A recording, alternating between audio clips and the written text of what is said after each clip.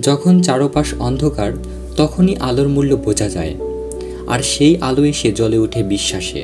আজকের গল্পটা বিশ্বাসের গল্প, এমন মানুষদের যারা নিজেদের উপর ভরসা রেখেছিলেন আর শেষ পর্যন্ত জিতেছেন। নেলসন ম্যান্ডেলা 27 বছর জেলে ছিলেন, তবু বলেছিলেন, ইট always seems impossible until it's ডান। এটা সম্পন্ন না হওয়া পর্যন্ত সবসময় অসম্ভব বলে মনে হয়। তার বিশ্বাসী আফ্রিকার স্বাধীনতার সূচনা করেছিল। থমাস এডিসন 10,000 বার ব্যর্থ হয়েও খুঁটিয়ে পরীক্ষা চালিয়ে গেছেন। তার যদি বিশ্বাস ছাড়া কি আমরা আলোর বাল্ব পেতাম? স্বামী বিবেকানন্দ বলেছিলেন, believe in yourself and the world will be at your feet. নিজের উপর বিশ্বাস রাখো, তাহলে পৃথিবী তোমার পায়ের কাছে থাকবে। এক তরুণ সন্ন্যাসীর আত্মবিশ্বাসে বিশ্বমঞ্চে বাংলার কণ্ঠ উঠেছিল। হাতে গোনা পয়সা, প্রচুর প্রত্যাখ্যান, তাও জেকে রাউলিং হ্যারি পটার লিখে দেখালেন। সাহস থাকলে, বিশ্বাস থাকলে প্রত্যাখ্যান কিছুই নয়।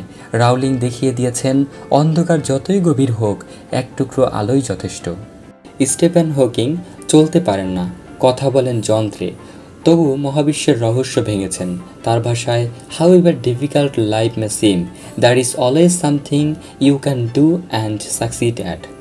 জীবন যতই কঠিন মনে হোক না কেন, এমন কিছু না কিছু আছে যা তুমি করতে পারো এবং সফল হতে পারো।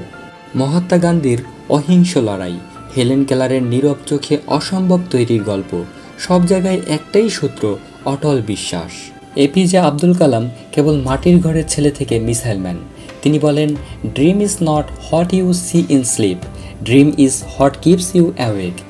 স্বপ্ন সেটা নয় যা তুমি ঘুমিয়ে দেখো, স্বপ্ন হলো সেটা যা তোমাকে জাগিয়ে রাখে।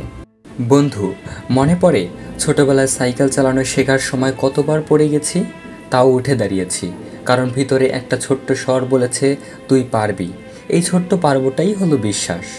যেখানে অন্যরা তোমার স্বপ্নকে অবাস্তব বলে, সেখানে তোমার বিশ্বাস তোমার বলবান ঘোড়া। ভয় পাবো কেন? চারপাশের ব্যর্থতার গল্পগুলো আসলে সফলতার মাটিই তো। আজ হোক বা কাল হোক, ইতিহাস আবার প্রমাণ করবে বিশ্বাসী শেষ পর্যন্ত জয়ী হয়। প্রশ্ন একটাই, তুমি কি নিজের উপর বিশ্বাস রাখবে?